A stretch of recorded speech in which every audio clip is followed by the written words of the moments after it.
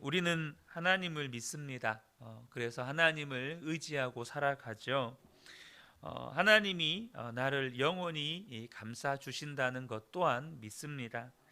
하지만 우리가 세상을 살아가면서 우리의 믿음이 흔들리고 또 삶이 비틀거리는 것도 현실입니다. 하나님을 믿고 사는 우리가 삶 속에서 흔들리고 이렇게 비틀거리는 이유는 마귀가 아주 교묘하게 우리 마음 안에 혹은 또 교회 안에 가정 안에 이렇게 들어와서 자기의 세력을 확보하고 권세를 가지기 때문입니다. 어떻게 악한 자가 성도의 마음이나 또 우리 가정이나 교회 안에 권세를 가질 수가 있습니까? 그것은 바로 우리가 허락했기 때문이라는 것입니다. 우리가 주님의 말씀을 붙잡지 않고 마귀가 주는 생각을 붙잡고 산 것이죠. 그러므로 저와 여러분이 무슨 일이 있어도 우리의 마음 안에 또 교회나 가정 공동체 안에 마귀가 권세와 세력을 갖도록 허락하면 안 된다는 것입니다. 우리가 정말로 정신을 차리고 내가 지금 무엇을 붙잡고 있는지, 내가 무엇을 바라보고 사는지를 분별하셔야 한다는 거예요. 유혹이 올 때 욕심도 오고 또 음란이나 거짓이나 쾌락의 유혹이 오고 핍박이 올 때 내 마음이 흔들리고 또 내 삶이 흔들리는 일이 일어날 때 단호하게 예수님의 이름으로 대적하고 끊어낼 수 있으셔야 한다는 것입니다. 결국에는 내가 어디에 순종하느냐에 따라 그의 종이 되는 거예요. 내가 누구를 붙잡았느냐에 따라서 인생이 달라지는 것입니다. 그러므로 저와 여러분이 무엇을 붙잡아야겠습니까? 바로 내 안에 계신 예수 그리스도, 예수님께서 내게 주시는 하나님의 말씀, 그것을 붙잡아야 한다는 것이죠. 그러면 우리도 주님의 말씀 그대로 흔들리지 아니하고 영원토록 굳게 서는 자가 되도록 우리 주님께서 역사하신다는 거예요. 우리가 예수 동일 일기를 계속해서 쓰자고 하는 이유는 우리가 마음을 점검하지 않으면 어느 순간에 나도 모르게 마귀에게 마음을 빼앗겨 버리면서 살아가게 된다는 겁니다. 아마 우리 많은 분들께서 여러분 집안 청소를 일주일만 안 해보세요. 분명히 그날은 얼만큼 지저분해져 있는지 잘 몰라요. 근데 일주일만 청소를 안 하고 지내보면, 혹 한 달만 청소를 안 하고 지내보면 어떻게 됩니까? 구석구석에 얼마나 먼지가 쌓여 있고 얼마나 우리의 집안이 지저분해지게 됩니까? 우리가 매일매일마다 집은 청소하잖아요. 혹은 정리를 하지 않습니까? 그런데 여러분, 그 집과는 비교도 안 되는 우리의 마음을 우리는 그냥 무방비 상태로, 또 우리의 마음을 점검하지 않고 그냥 하루를 지내버리게 된다면, 우리가 한 달이 지나고 두 달이 지나면 어느 순간 나도 모르게 내 마음은요, 마귀가 세력을 형성하고 있다는 거예요. 우리가 또 마음을 지키기 위해서 필요한 것이 우리의 마음을 열고 지낼 공동체입니다. 우리가 순모임을 하는 이유도요, 우리가 순을 통해서 마음을 열고 지내기 위해서입니다. 예수 동행일기를 서로 나누는 것이 힘들어 보이지만 마음을 완전히 마귀에게 사로잡힌 것과 비교하면 여러분, 그건 아무것도 아닌 거예요. 매일 예수 동행일기를 쓰고 나누는 것이 불편할 수도 있고 또 신경 쓰이는 일이기도 하지만, 내가 나도 모르는 사이에 마귀의 종노릇하고 있다고 생각을 해보세요. 여러분, 마귀의 종노릇하는 것이, 내가 지금 마귀의 종노릇하고 있구나, 그 즉시 깨우쳐진다면 얼마나 좋겠습니까? 근데 마귀는 그렇게 어수룩한 자가 아닙니다. 나도 모르는 사이에 내가 마귀의 종노릇하고 있고, 나도 모르는 사이에 내가 마귀의 도구로 쓰임받고 있게 되는 거예요. 그렇기 때문에 저와 여러분이, 공동체에다가 마음을 여는 것이 불편할 수 있지만 마귀의 종노릇과 비교한다면 그것이 얼마나 큰 복이고 유익인지를 모른다는 겁니다. 우리가 악한 세상에 살고 또 도처에 악한 자들이 많고 마귀는 끊임없이 우리의 마음을 미혹해 와요. 그러나 여러분 기억하셔야 합니다. 주님은 얼마든지 우리의 마음을 지키실 수 있고 또 우리의 삶을 지키시고 보호하실 수가 있다는 겁니다. 우리 안에 오신 그 주님은 우리를 지키시는 분이세요. 그래서 2절에서 시편 기자가 이렇게 고백합니다. 산들이 예루살렘을 감싸고 있듯이 주님께서 당신의 백성을 지금부터 영원토록 감싸 주신다. 여러분, 이 말씀이 저와 여러분을 향한 하나님의 약속의 말씀인 것을 믿으셔야 합니다. 여러분, 주님의 말씀을 붙잡으세요. 우리가 주님의 말씀을 붙잡지 못하고 지금 내 삶에 일어나고 있는 현상 혹은 어떤 현실, 그냥 내가 지금 내 마음 가운데 일어나고 있는 상한 마음 혹은 좌절된 마음, 낙심된 마음, 혹은 내 안에서 일어나고 있는 누군가를 향한 분노, 혹은 내 안에서 똘똘 뭉쳐있는 어떤 상처, 하나님이 안 지켜주신 것 같아요. 그런데 여러분, 하나님이 지켜주셨느냐 안 지켜주셨느냐를 보기 전에 내가 지금 무엇을 붙잡고 있고 내가 지금 무엇을 바라보고 있는지를 보셔야 돼요. 여러분, 주님은 한 번도 우리를 떠나신 적이 없고 버리신 적이 없습니다. 주님은 계속해서 우리 삶에 역사하고 계십니다. 그러나 내가 주님을 바라보지 않으면 주님의 역사하심을 나는 경험할 수가 없어요. 주님이 나를 지키시고 보호하신다는 것을 나는 경험할 수가 없게 되는 거예요. 주님은 분명히 우리를 영원토록 감싸주고 계십니다. 이 약속의 말씀을 붙잡고 주님을 바라보셔야 한다는 거예요. 고 이상춘 장로님이라는 분이 계십니다. 이분은 교도관, 그러니까 교종 공무원으로 평생을 사셨습니다.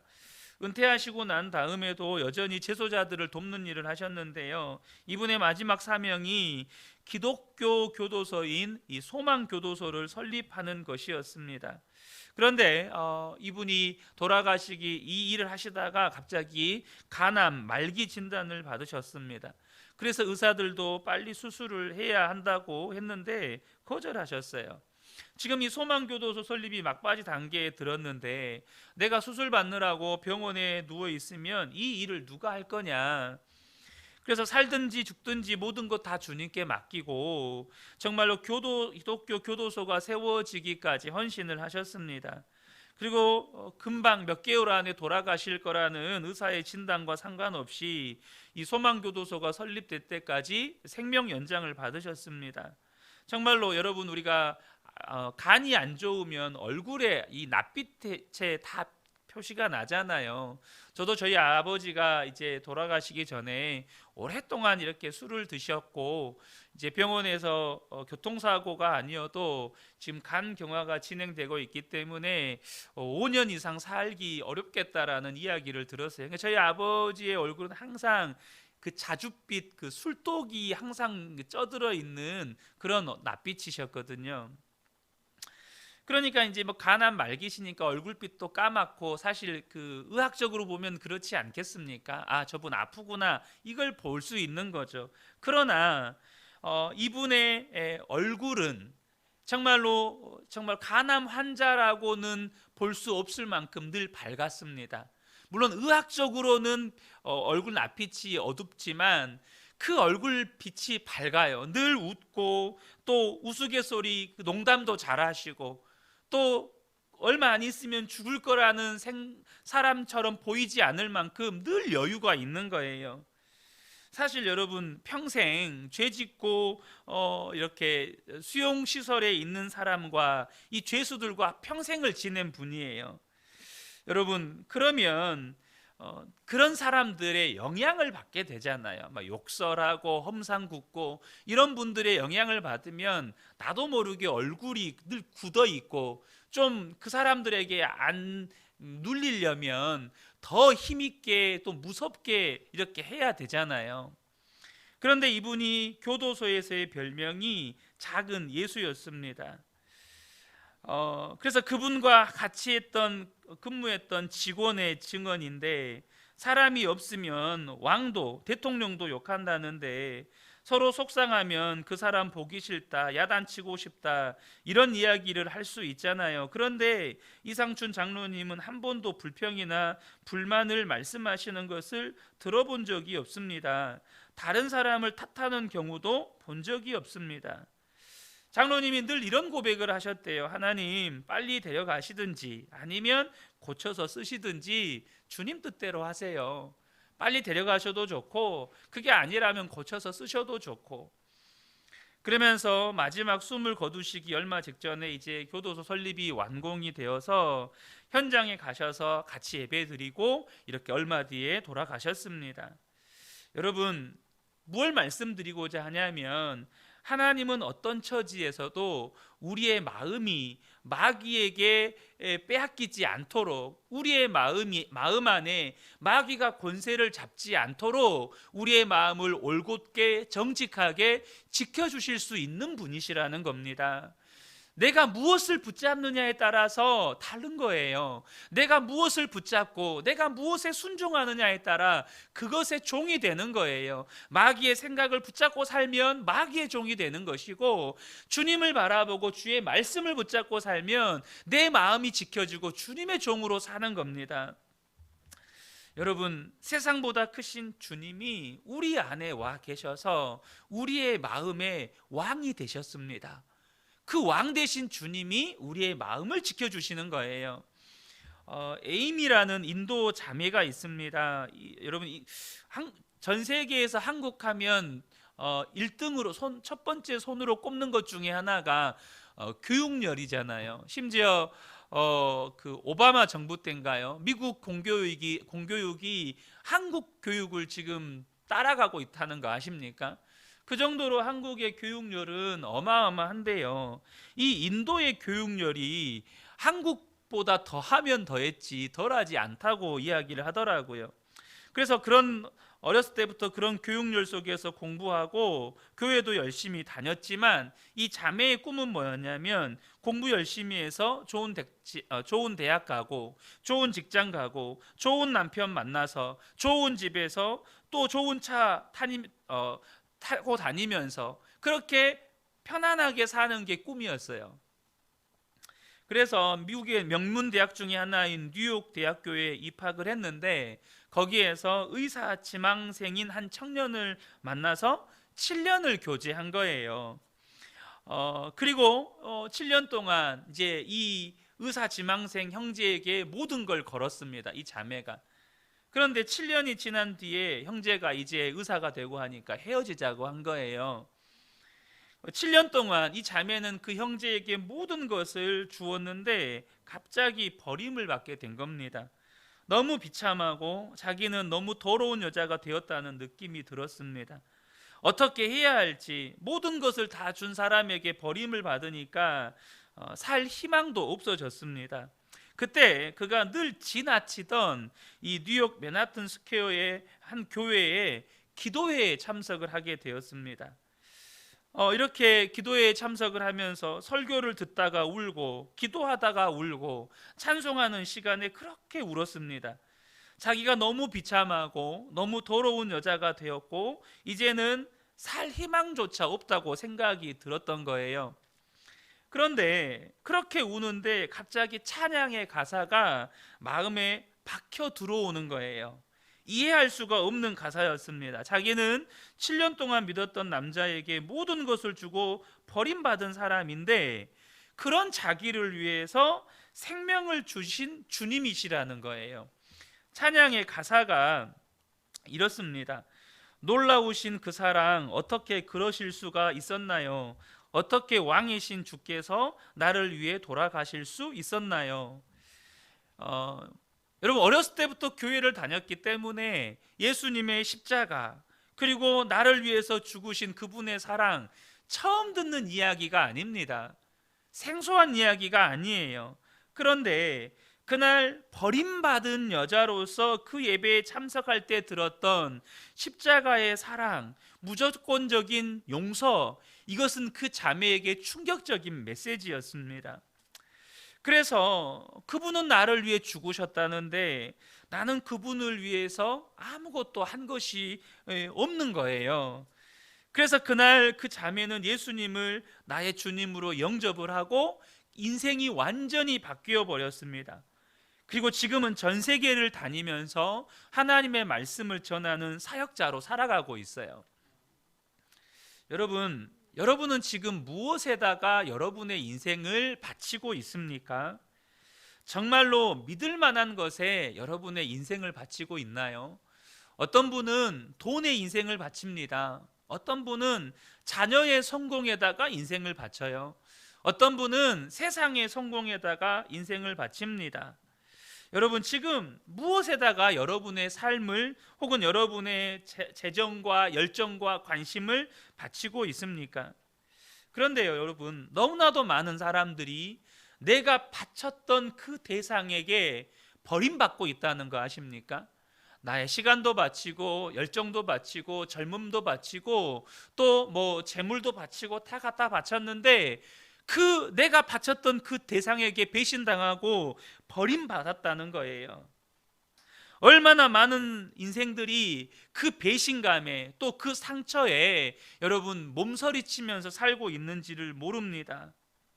주님이 나를 붙잡으시는 손길은 부담스럽다고 외면하고 주님 뜻대로 사는 것은 부담스럽고 힘들 것 같고 또 그렇게 세상만 붙잡고 사는 겁니다.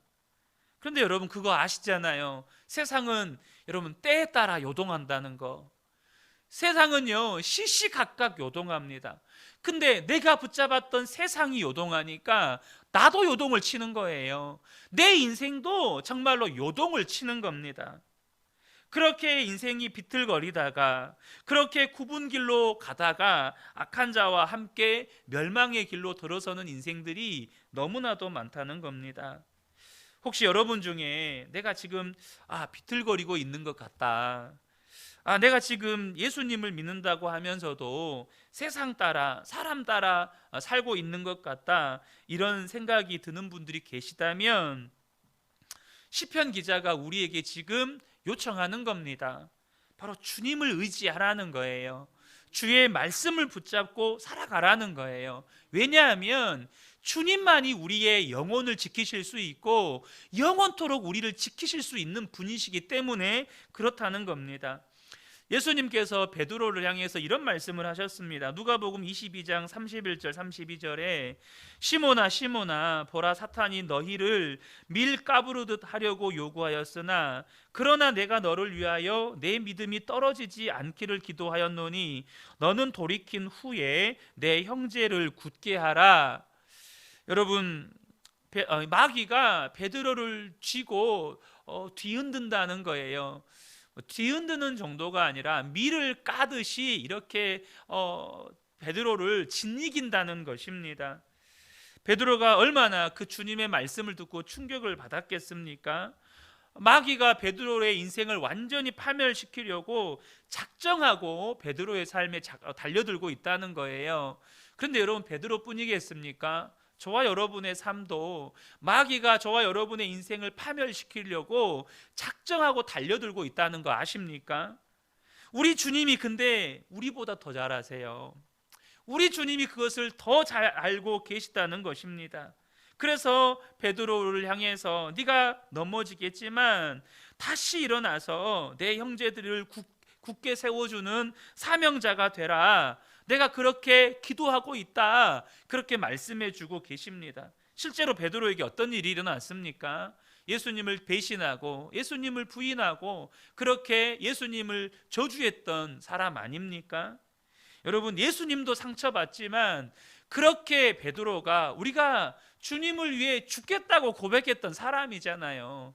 가장 먼저 앞장서서 주님을 위해 죽겠다고 고백했던 베드로인데 그렇게 예수님을 배신하고 부인했던 자신의 모습이 자기 자신에게도 충격인 겁니다. 그러니까 어떻습니까? 베드로가 완전히 영적으로 나락에 빠지는 겁니다. 스스로가 일어설 힘이 없는 거예요. 그런데 여러분 그런 베드로를 우리 주님이 다시 일으켜 세워주십니다. 그리고 위대한 사도로 사용하셔요. 여러분 중에도 혹시 지금 영적으로 침체되어 있거나 혹은 방황하고 있거나 낙심하고 무기력 가운데 계시는 분이 계시다면 지금 이 베드로를 향한 주님의 초청이 저와 여러분을 향한 주님의 초청이라는 사실을 꼭 기억하셔야 합니다. 주님은 얼마든지 저와 여러분을 그 영적인 침체나 그 방황이나 무기력 가운데에서 얼마든지 일으켜 주실 수 있어요. 여러분, 갈릴리로 가셔서 예수님이 기다리고 계실 때 예수님이 갈릴리에서 기다리고 계신다라고 그 말을 제자들이 듣잖아요. 근데 베드로가 무슨 염치로 예수님을 찾아가요? 그렇지 않겠습니까? 어떻게 예수님 앞에 얼굴을 내밀 수가 있겠습니까? 갈릴리가에서 이제 예수님께서 모닥불을 피워놓고 제자들을 부릅니다. 너희들이 좀 잡은 것이 있느냐? 근데 그 베드로가 주님의 음성을 듣자마자 주님이신 걸 알고 배에서 뛰어내려서 헤엄쳐서 주님을 향해 달려갑니다. 여러분, 이게 어떻게 이 일이 가능하죠? 그렇게 주님을 배신하고 부인했는데, 근데 여러분, 베드로는 안 거예요. 예수님만이 살 길인 거예요. 그럼에도 불구하고 주님을 붙잡을 때 내가 회복되고 살아나는 거예요. 여러분, 우리가 어떤 영적인 침체와 무기력과 방황 가운데 있어도 주님 앞에 가면, 주님을 바라보기만 하면 주님은 얼마든지 우리를 다시 일으켜 세우실 수 있습니다. 우리 속에 있는 그 마귀의 권세를 얼마든지 지워버릴 수 있으세요. 얼마든지 주님은 물러가게 하실 수 있습니다. 그리고 우리 마음을 회복시키시고 다시금 우리를 믿음 위에 세워주시는 것입니다. 한 가지, 우리가 할 일은 한 가지입니다. 주님을 바라보는 거예요. 주님 앞으로 달려가는 겁니다. 그러면 주님이 얼마든지 하실 수가 있다는 거예요. 얼마든지 저와 여러분을 베드로를 일으키셔서 위대한 사도로 사용하신 것처럼 저와 여러분 한 분 한 분을 하나님의 위대한 의의 도구로 사용하실 수 있는 겁니다. 여러분 안에 주님은 얼마든지 일하실 수 있어요. 이 은혜가 우리 모든 성도님들께 충만하게 임하시기를 예수님의 이름으로 축복합니다. 아멘.